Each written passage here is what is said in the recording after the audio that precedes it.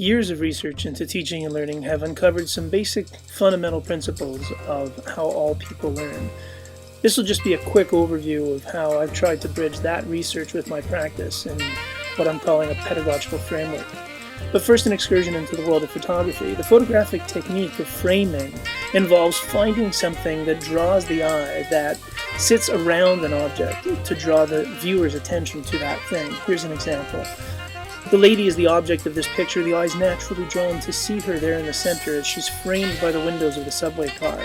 This is a strong example of framing, as we see this man walking through the arches, and those arches form a frame, and the eye is inexplicably drawn towards the center of the picture where we see the man. In this case, a more subtle frame, and yet nonetheless it's clear that the horse is the object of the picture because the tree, which we don't really look at, it kind of sits in the foreground. The eye is really drawn towards the horse, provides a frame to see the horse. What does this have to do with teaching and learning? Just bear with me.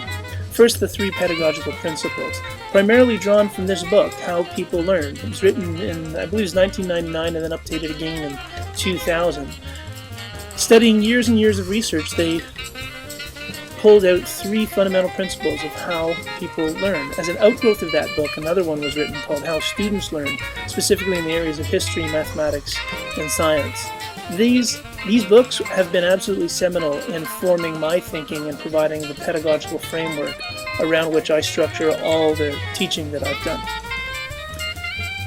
Typically when kids come to school, they think of the world as flat. They have no reason to think of it as round, and they come to school and we tell them the world is round. What studies have shown is that once kids leave school and they're asked to explain what they've learned, well, the world is round, and then their conception of the world is that it's a giant pancake. That's an interesting preconception that kids bring to them when they're in the classroom, and teachers need to know that. Because the first principle out of the book is that students' errors and misconceptions based on previous learning are the first thing that teachers have to connect with when they're trying to teach new content. In this example, one drawn from mathematics, kids are often taught that multiplying is repeated addition. Multiplying is not repeated addition, although that's a good place to start. And they think that the answer to any question when they multiply has to be bigger than any of the numbers they started off with. Given a problem like this, fractions where kids find that really hard, they see the 2, the 3, and they know they have to have an answer that's bigger than either of them. If we know that that's the preconception that kids bring to the classroom, then that can inform our teaching in constructive ways.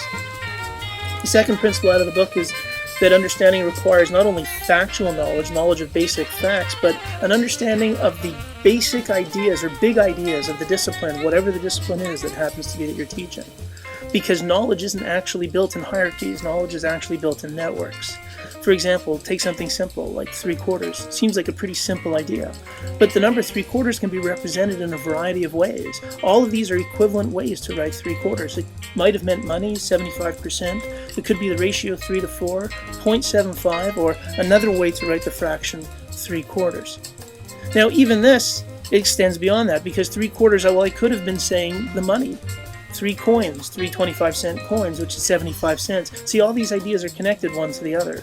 I might have been talking about a piece of cake, but I have 3/4 of a cake, and it's implicit in that idea that each of those quarters is the same size, that each piece of cake has to be equivalent in size. But that's not always true with all ratios. For example, the ratio of 3 red Smarties to 4 blue Smarties. I've got 7 Smarties in total, and those Smarties don't all have to be the same size for my ratio of 3 red to 4 blue to be true.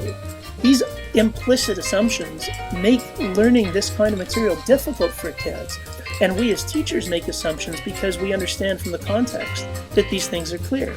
It could be 75% off everything. That all of these ideas actually live in a network, all one related to the other. And the underlying assumptions that we make as experienced learners is that we take from the surrounding context what the meaning of each of these numbers is. And yet each one's related to the other. That network has to be made explicit. That network of concepts has to be made explicit to students, no matter what fundamental idea you're trying to get across to the students. In this case, the big idea, is really one of proportion. The third principle out of the book is that learning is facilitated through the use of metacognitive strategies. The degree to which we can get kids to think about what they're learning as they're learning it will deepen that learning. And they found that This made only moderate increases for high-performing students, but for low-performing students, the use of metacognitive strategies made for dramatic increases in their performance. Error analysis is a great example of this kind of thing. You probably caught that one really quick.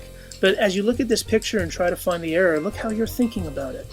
Look how you're paying attention to certain details, finding what's the same, what looks exactly identical. Where is the difference? What is the thing that stands out one different from the other? And if you pause to reflect, even as you're thinking about this now, you'll notice that you've deepened your own thought as you look for the error in just something simple like a picture of three mountains. So that's the framework. That's the framing. Those are the ideas that sit around any pedagogical approach that you want to take in class. Anytime you want to structure or design a learning experience for students, these three principles connect with kids' preconceptions. Learning should be networked. Ideas are networked. We need to understand basic facts, but also the big ideas around which knowledge is structured. And engaging kids in metacognition as they're learning, this provides the framework for how we teach. There's one last thing, not to exclude any of this, and that's community. It's alluded to in that book, but not listed as one of the fundamental principles. But community is a pretty big deal, because the degree to which we can get kids working with each other and collaborating and helping each other in their learn, which is what genuine learning looks like, is the degree to which they can deepen and accelerate their own learning. This provides a wonderful example of exactly what I'm talking about. Why do geese fly in this V shape?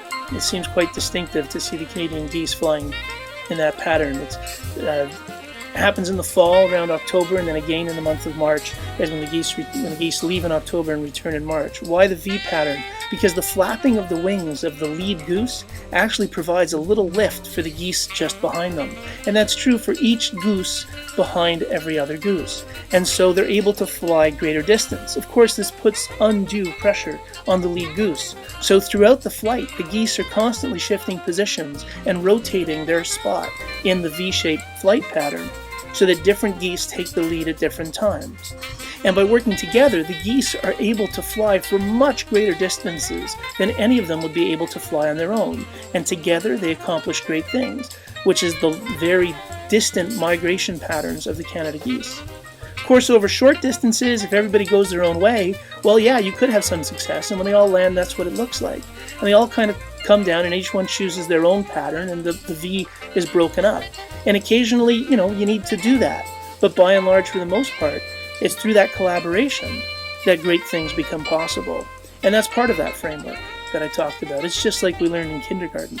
When you go out into the world, hold hands and stick together.